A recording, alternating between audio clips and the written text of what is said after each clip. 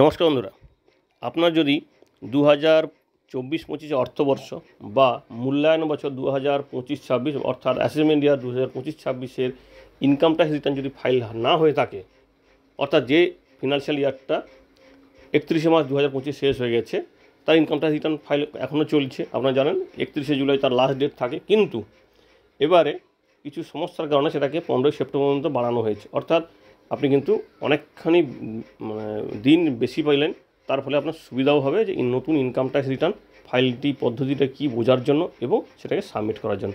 তো আজকে আপনাদের সঙ্গে আমরা এই ভিডিওটি আলোচনা করব যে কীভাবে আপনি বাড়িতে বসে এই সম্পূর্ণ নতুন নিয়মে এবং লেটেস্ট আপডেট সহ কীভাবে ইনকাম ট্যাক্স রিটার্ন ফাইল করবেন। আপনারা অনেকেই আমাদের চ্যানেলে কমেন্ট করছেন যে আমাদের চ্যানেলে কেন এই ভিডিওটি আসছে না। তো আমি ওয়েট করছিলাম যে যেহেতু ভারত সরকারের অর্থমন্ত্রীর পক্ষ থেকে কিছু আপডেট দেওয়া হবে বলা হয়েছিল, তাই আমরা আপডেটটার জন্য অপেক্ষা করছিলাম। তো সেই আপডেট এসে গেছে।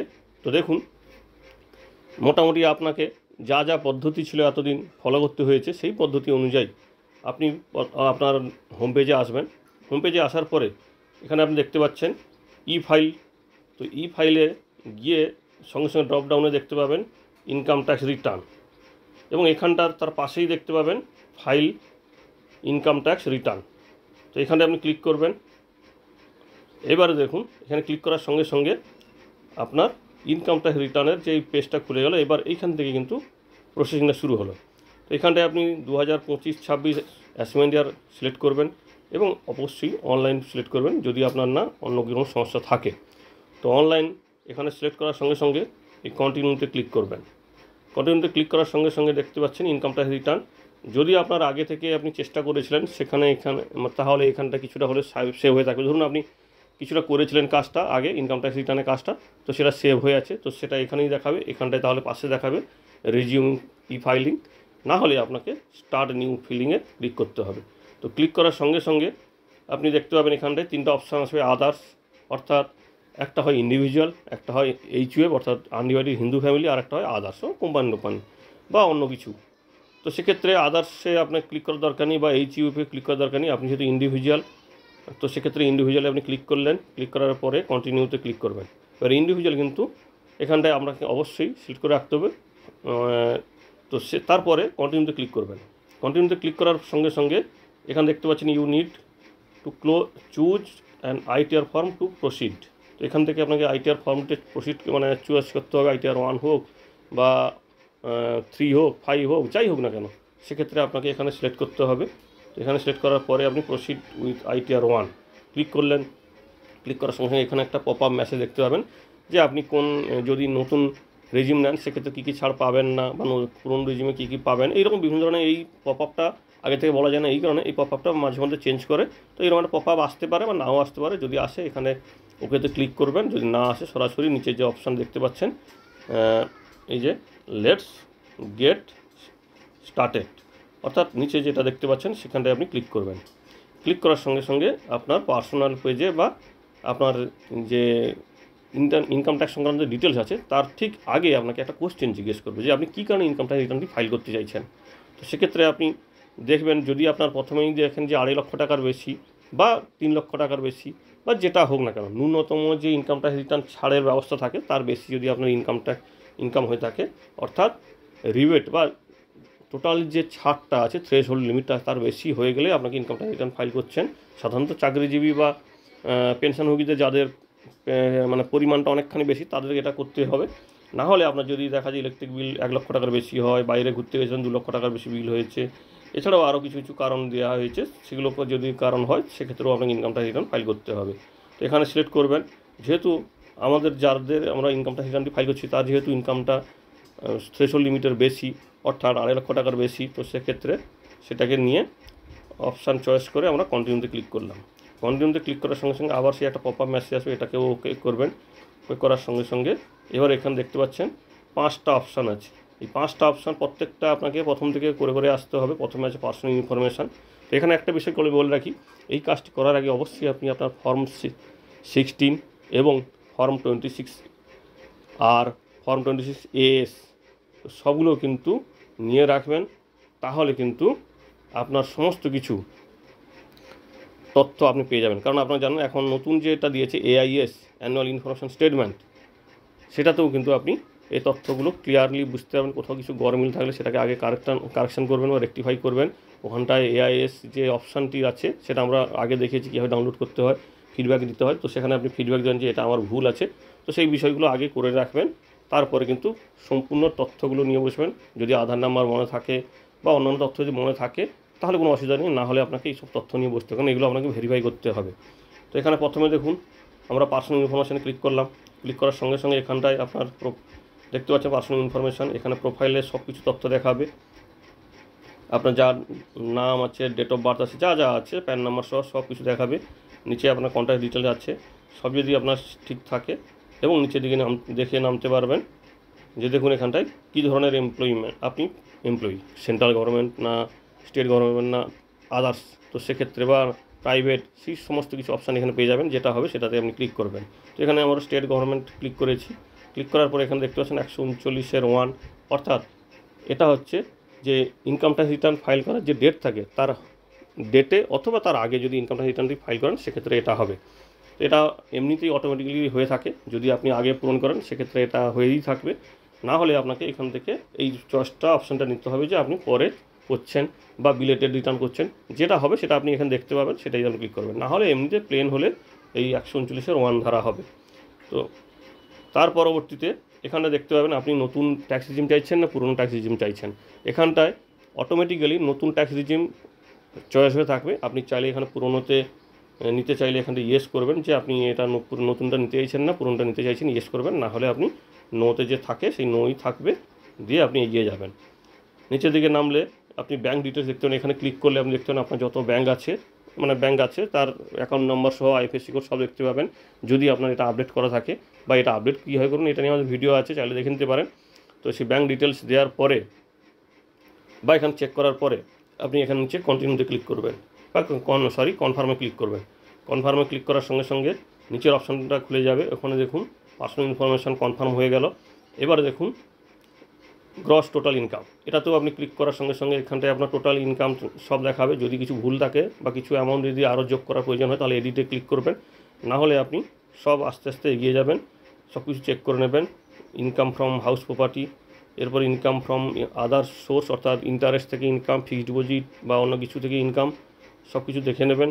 নিয়ে নেওয়ার পরে এখানে নিচে কনফার্মে ক্লিক করে দেবেন। ক্লিক করার পরে দেখতে পাচ্ছেন সেটাও কিন্তু কনফার্ম হয়ে গেল। এবার দেখুন এখানটায় ইনার কোনো এই অর্থে টোটাল যে ডিডাকশান সেই অর্থে কিচ্ছু নেই। এখানটায় ওনাকে তাও কিন্তু এখানে ক্লিক করতে হবে। টোটাল ডিডাকশানে ক্লিক করলেন, ক্লিক করার সঙ্গে সঙ্গে এখানে আপনি সব দেখতে পাবেন 80cc/2, 80cc/H অর্থাৎ অগ্নিবীর, এইরকম যদি কিছু থাকে আপনার তাহলে আপনি এখানটায় দেবেন, না হলে এখানে ডিলিট অপশান দেখতে পাচ্ছেন, ডিলিট করে দেবেন। নাহলে কিন্তু এগুলো আপনাকে যখন ফাইল সাবমিট করবেন লাস্টে তখন কিন্তু আপনাকে বাধা দেবে। তো এক্ষেত্রে যদি আপনার থাকে তাহলে আপনি এগুলো দেবেন অ্যামাউন্ট, বা এটা অটোমেটিকলি চলে আসবে। যদি না আসে সে তখন আপনাকে দিতে হবে, নাহলে এখানে ডিলিট করে দেবেন। এবার টোটাল ডিডাকশান হয়ে গেল। এবার ট্যাক্স পেড, কত টাকা ট্যাক্স দিয়েছেন সেটার জন্য এখানে নিচে ক্লিক করলেন। ক্লিক করার পরে দেখতে পাবেন নিচে advance tax or self assessment tax, সেটাতে আপনি ক্লিক করলেন। ক্লিক করার সঙ্গে সঙ্গে কত আপনার ট্যাক্স জমা পড়েছে সেটাও আপনি দেখতে পাবেন। এখানটায় আপনি কনফার্ম যে হ্যাঁ ঠিক আছে, কনফার্মে ক্লিক করার সঙ্গে সঙ্গে নিচে দেখতে পাবেন verify your tax facility details, অর্থাৎ উপরে দেখতে পাচ্ছেন ট্যাক্স পেইড কত করেছেন অর্থাৎ কত টাকা ট্যাক্স দিয়েছেন, আর নিচে হচ্ছে কত টাকা আপনার ট্যাক্স হচ্ছে। তো সেক্ষেত্রে এখানটায় ক্লিক করলে আপনি দেখতে পাবেন সব কিছু মিলিয়ে, এখানে দেখতে পাচ্ছেন সব কিছু মিলিয়ে 41,000 সামথিং। দেওয়ার পরে এখানে কনফার্মে ক্লিক করবেন।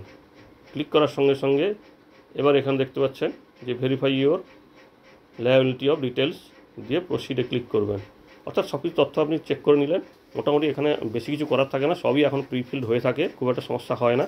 প্রসিড টু ভেরিফিকেশান, তো প্রসিড টু ভেরিফিকেশান করতে গেলে এরা একটা আপনাকে ট্যাক্স কম্পিটিশন অর্থাৎ ট্যাক্সের হিসাবটা দেখাবে কত কী আছে, কারণ এটা তো এতক্ষণ হলো কি আপনার কী দেওয়ার ছিল, কিন্তু আপনার ডিলে হলে কোনো কারণে ধরুন আপনার ইনকাম ট্যাক্স দিতে দেরি হয়েছে, সেক্ষেত্রে ইন্টারেস্ট আরও দিতে হয়। তো এখানেও দেখুন ইনারও সেটা হয়েছে, ইনাকে 43,000 টাকা দিতে হয়েছে, কারণ সুদ নিয়ে 41,000 বেশি দিতে হয়েছে। যদি থাকে সেরকম আপনার হয়ে যাবে, যেহেতু এখানে ডিউ আছে কিছুটা, তো ওনাকে এখানে পে নাউতে ক্লিক করতে হবে।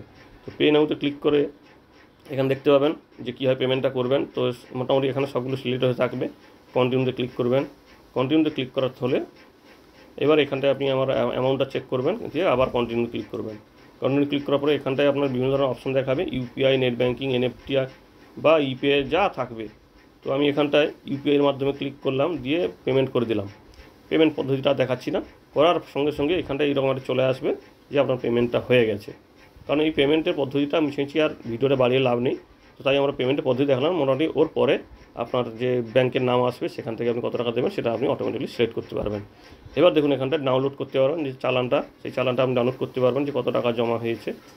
দেওয়ার পরে এখানে দেখতে পাচ্ছেন যে পেমেন্ট ডিটেলস দেখতে পাচ্ছেন। এবার back to e filing returns, অর্থাৎ যেখানে রিটার্নের কাজ করছিলাম সেখানটায় আপনি যেতে পারবেন, সাইডে থাকতে পারবেন। এবার দেখুন সব কিছু হয়ে গেছে, প্রসিড টু ভেরিফিকেশান। তবে হ্যাঁ, এই যে আপডেটটা হতে সময় লাগে কয়েকটা দিন, এক সপ্তাহের মতন সময় লাগতে পারে। এমনিতেই বলে নাকি 24 ঘন্টায় হয়ে যায়, কিন্তু হওয়া দেখি না। তো সেক্ষেত্রে একটু ওয়েট করতে পারেন, নাহলে আপনি ম্যানুয়ালি দিতে পারেন এই তথ্যগুলি।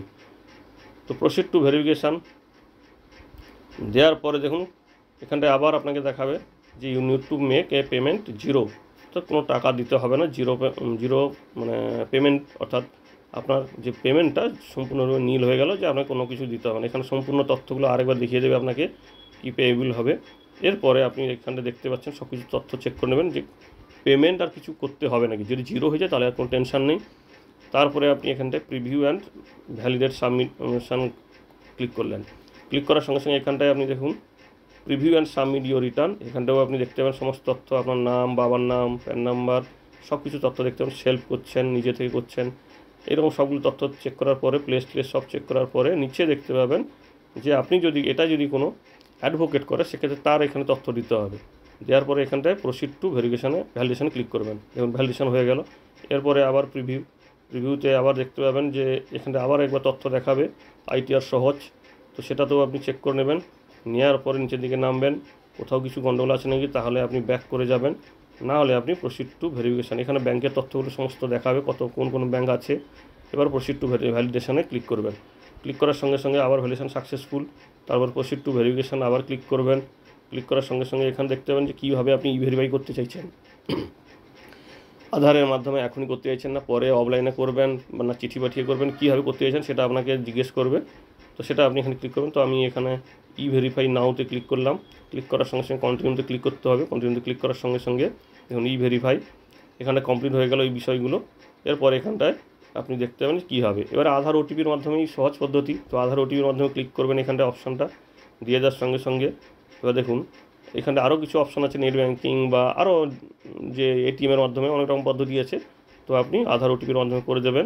দেওয়ার পরে এখানে কন্টিনিউতে ক্লিক করবেন। ক্লিক করার সঙ্গে সঙ্গে আবার সে একটি পপ আপ আসবে যে আপনার আধার কর্তৃপক্ষকে আপনি পারমিশন দিচ্ছেন যে আপনার তথ্যগুলো শেয়ার করার জন্য, দিয়ে এখানটায় আধার ওটিপির জন্য পারমিশন দেবেন। এখানে আধার ওটিপি আপনার মোবাইলে যাবে, রেজিস্টার মোবাইলে যাবে, ক্লিক করবেন। ক্লিক করার সঙ্গে সঙ্গে আপনার কাছে যখন আপনি নাম্বারগুলো দিয়ে দিলেন তারপরে আপনার কাছে এটা এনাবেল হয়ে যাবে। ভ্যালিডেটে ক্লিক করবেন। ভ্যালিডেট ক্লিক করার সঙ্গে সঙ্গে আপনার ভ্যালিডেশন কমপ্লিট হয়ে গেল। এবার সাবমিটে ক্লিক করে দেবেন। ক্লিক করার সঙ্গে দেখুন ভ্যালিডেশন সাবমিশন হয়ে গেল, অর্থাৎ সাবমিটেড সাকসেসফুলি হয়ে গেছে। এবারে প্রসিডে আপনি ক্লিক করলেন। ক্লিক করার সঙ্গে সঙ্গে আরেকবার আপনাকে এখানে সমস্ত তথ্য দেখিয়ে দেবে। এবার এখানটায় আপনি ডাউনলোড রিসিভে ক্লিক করে নেবে, আপনার তথ্যটা নিয়ে নিতে পারেন। একটা প্রিন্ট আউট নিয়ে নিলেন, আপনি যে আইটিআর সহজে এই প্রিন্ট আউট নিয়ে নিলেন বা আপনার কাছে রেখে দিলেন ডিলকারে, তো সেক্ষেত্রেও এটা আপনার কাজে লাগে ভবিষ্যতে। এটা হচ্ছে সম্পূর্ণ লেটেস্ট পদ্ধতি।